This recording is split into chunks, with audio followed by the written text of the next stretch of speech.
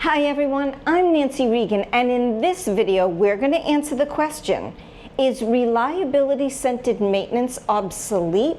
After all, its principles are 56 years old. Are they still applicable? Welcome to day 5 of 100 days of reliability. The answer to the question is absolutely.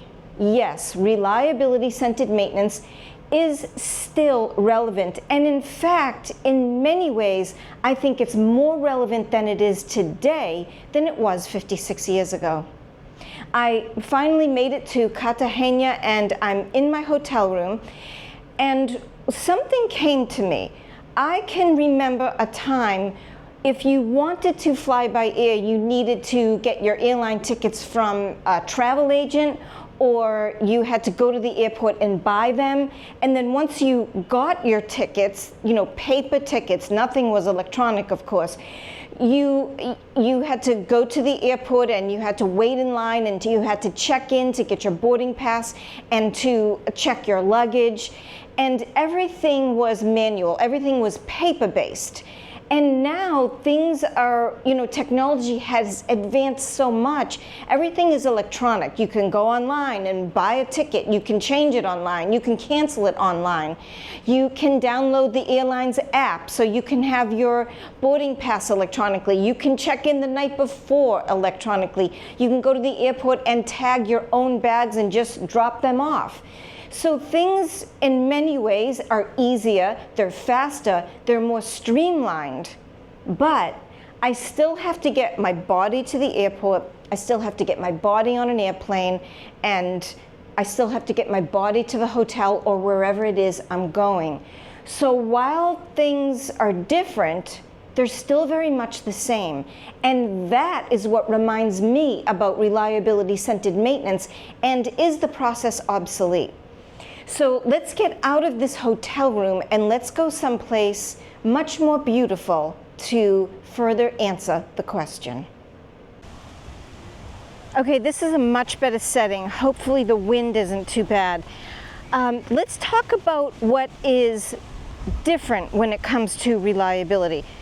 So, a while ago, before technology started to really advance, we probably used our human senses to detect impending failure more. Maybe we physically measured things, maybe we, listened or felt for vibration, or maybe we had some condition monitoring devices, but maybe they were not so sophisticated. Whereas today there is some really sophisticated monitoring equipment. You can even have equipment that is installed directly on machines. We've got machine learning, we've got the industrial Internet of Things, we've got all kinds of things to help us to make failure detection easier, quicker, less expensive. It gives us a longer lead time to failure. So those are some of the differences, but let's talk about the similarities. You still have to understand what it is you need from your equipment. That's basically writing functions. My mentor, John Mowbray, taught us that reliability isn't a thing on its own, but rather reliability is sprinkled amongst all of the functions of a piece of equipment. That's why it's so important that we write functions properly, and that's the first step in the RCM process. Let's look at an example of functions written as a matter of routine versus functions that actually define reliability. A big mistake that is often made is that functions are written too vaguely.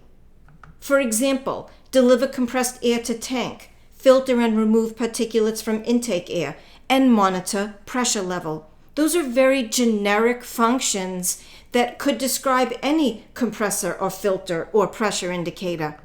But on the right-hand side, you see how we've added in performance standards. And in the example of the first function for an industrial air compressor, you can see we've defined exactly what we need from it, not what it was designed to do. And likewise, you see the performance standard on the function for the filter, as well as the main pump oil discharge pressure indicator. We want it to indicate within plus or minus 3 psi. That's the first step in the RCM process. You still need to proactively identify failure modes. In other words, what specifically causes failure. We manage our physical assets at the failure mode level. So if we don't know what failure mode we're managing, how can we successfully figure out how to manage it? Then there are failure effects. It takes our mind to figure out what happens when something fails, and we have to write it. We have to write a failure effect detailed enough to be able to assess its consequences.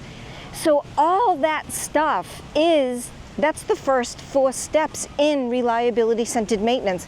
And what I see very often today is, people or organizations get shiny object syndrome. You think you buy an expensive piece of monitoring equipment or an expensive CMMS, and you think it's going to solve all your problems. And in some cases, it makes more problems because you don't really understand what you're trying to manage, and then you're stuck trying to figure out this technology, and you're still not getting the reliability that you need. So there you have it. That is why I think that reliability-centered maintenance is even more valid than it is today. I meant to say that RCM is even more valid today than it was 56 years ago, when the RCM principles were first established. Because nothing can replace our mind and our experience, like the experience that the equipment experts have. So no, reliability-centered maintenance is not obsolete. I think in many cases, it's even more necessary. I'm Nancy Regan. Thank you for watching.